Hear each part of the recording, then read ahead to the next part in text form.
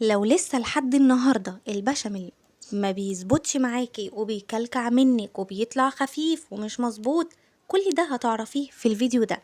كان في طريقة نزلتها قبل كده ان انا بحط كل حاجة على البارد بره، يعني اللبن والدقيق وكل حاجة، وبس بحط معلقة سمن واحدة على كمية الدقيق اللي انا حطيتها، وبرفع على النار واقلب واعمل البشاميل. دي كانت طريقة سهلة جدا وعجبت ناس كتير جدا، هسيبها لكم في اول تعليق ان شاء الله. اما دي الطريقة التقليدية المعروفة اللي هنعملها مع بعض دلوقتي، اللي كتير بيشتكي ان هي ما بتظبطش معاه ابدا، بعد الفيديو ده هتطلعيها 100%. واول حاجة عملناها ان احنا حطينا حلة على النار وعليهم 4 معالق من السمن، بعدين هننزل عليهم ب4 معالق من الدقيق. عدد معالق السمن هم عدد معالق الدقيق. وبعدين واحنا بنقلب مش هنقلب بمعلقة ولا هنقلب بمغرفة ولا اي حاجة، احنا هنقلب بمضرب سلك زي ما انتوا شايفين، علشان ولا تكلكع منكم ولا اي حاجة ولا اي حاجة تبوظ منكم. هنقلب بالشكل ده، واول ما نلاقي ان خلاص ريحة الدقيق ابتدى يطلع وخلاص ابتدى يعمل لي زي فقاقيع كده، فخلاص هو استوى معانا. هنبتدي ان احنا على طول هننزل باللبن بتاعنا او الحليب بتاعنا، والحليب هو كان كيلو او لتر من الحليب.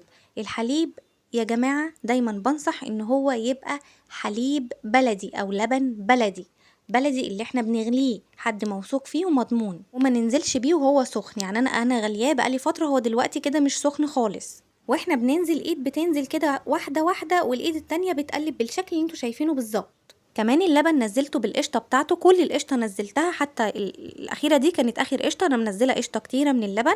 طبعا القشطة دي واللبن الحليب كل ده بيخلي البشاميل بتاعي يبقى غني وطعمه حلو. طبعا إذا كنتي حابة تضيفي كريمة لباني زي ما تحبي، بس صدقيني هي مش هتعمل المعجزات، هو كده كده طعمه في منتهى الجمال والروعة.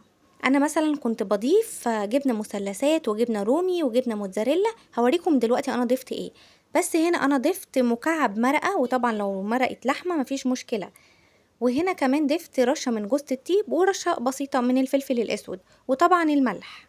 كمان ضفت شويه كده من الجبنه الموتزاريلا، حبه مفيش مشكله، حبه تضيفي مفيش مشكله، مش حابه برضو مفيش اي مشكله خالص. برضو كل دي اضافات مش هتعمل لنا المعجزات، البشاميل بتاعنا طعمه حلو كده كده.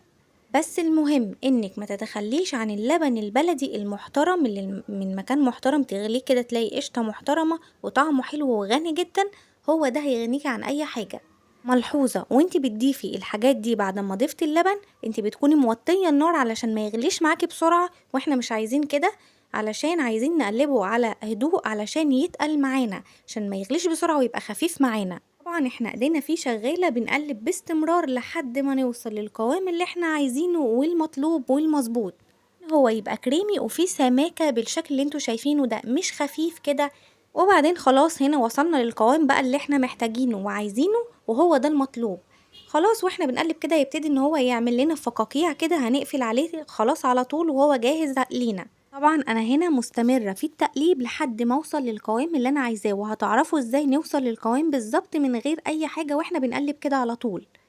هنا انا بقلب باستمرار، وبعدين هنشوف القوام بالظبط المطلوب. شايفين وانا بقلب؟ شايفين حواف الحلة البشاميل بيبقى عليها ازاي ومش بيتزحلق منها؟ بالشكل ده. ركزوا كويس اهو، بالشكل ده بالظبط. اول ما ابتدى يعمل فقاقيع قفلت على طول. طبعا باين هو قد ايه كريمي ومظبوط جدا معانا. اتمنى اكون قدرت افيدكم. باي باي، اشوفكم الفيديو الجاي على خير ان شاء الله.